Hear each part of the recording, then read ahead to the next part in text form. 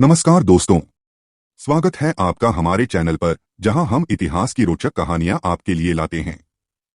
आज हम बात करेंगे एक ऐसे मुगल सम्राट की जिसका शासनकाल तो ज्यादा लंबा नहीं था, लेकिन उसके शासन में हुए घटनाक्रमों ने मुगल इतिहास की दिशा बदल दी।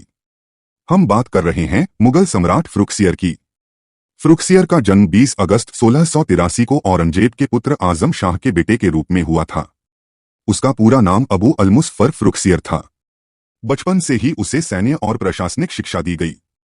जब 1707 में औरंगजेब की मृत्यु हुई तो मुगल साम्राज्य में उत्तराधिकार की लड़ाई शुरू हो गई। फरुखसियर का पिता आजम शाह कुछ समय के लिए सम्राट बना, लेकिन वह बहादुर शाह प्रथम से हार गया। इस घटना ने फरुखसियर के जीवन में संघर्ष की नींव रख दी। 1712 में बहादुर शाह प्रथम की मृत्यु के बाद उसके पुत्र जहांदार शाह ने सत्ता संभाली, लेकिन उसका शासन कमजोर और विलासी प्रवृत्ति वाला था। फरुखसियर ने इस मौके का फायदा उठाया और बंगाल के गवर्नर के रूप में अपनी स्थिति मजबूत की। इस दौरान उसे दो शक्तिशाली और महत्वाकांक्षी नेताओं सैयद अब्दुल्ला खान और सैयद हुसैन अली का समर्थन मिला। इन दोनों भाइयों ने अपनी सेनाएं फरुखसियर को उपलब्ध कराईं और 11 जनवरी 1713 को आगरा के निकट एक युद्ध में जहांदार शाह को पराजित कर दिया। इसके बाद फरुखसियर ने दिल्ली में सिंहासन संभाला। फरुखसियर का शासन मुख्यतः सैयद बंधुओं के प्रभाव में रहा। उसे खुद के फैसले लेने में अक्सर बाधा मिलती थी। उसने इस कर को हटाकर अपनी धर्मनिरपेक्ष छवि दिखाने की कोशिश की। उसने अजय सिंह को मारवाड़ का राजा मान लिया और उन्हें मिर्जा राजा की उपाधि दी। गुरु गोबिंद सिंह की मृत्यु के बाद उसके अनुयायियों द्वारा किए गए विद्रोहों को दबाने के लिए बंदा बहादुर के खिलाफ अभियान चलाया गया। अंततः बंदा बहादुर को पकड़कर मार डाला गया।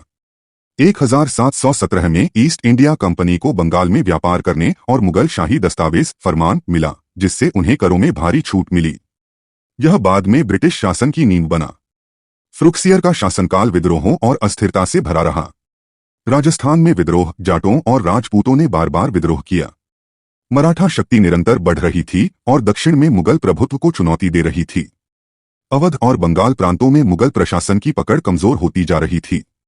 फरुखसियर ने महसूस किया कि उसका असली नियंत्रण कम होता जा रहा है और सैयद बंधु सत्ता के असली मालिक बन गए हैं। उसने कई बार उन्हें कमजोर करने के प्रयास किए। सैयद हुसैन अली को दक्षिण में नियुक्त कर वहां भेजा गया ताकि दिल्ली में उनका प्रभाव कम हो।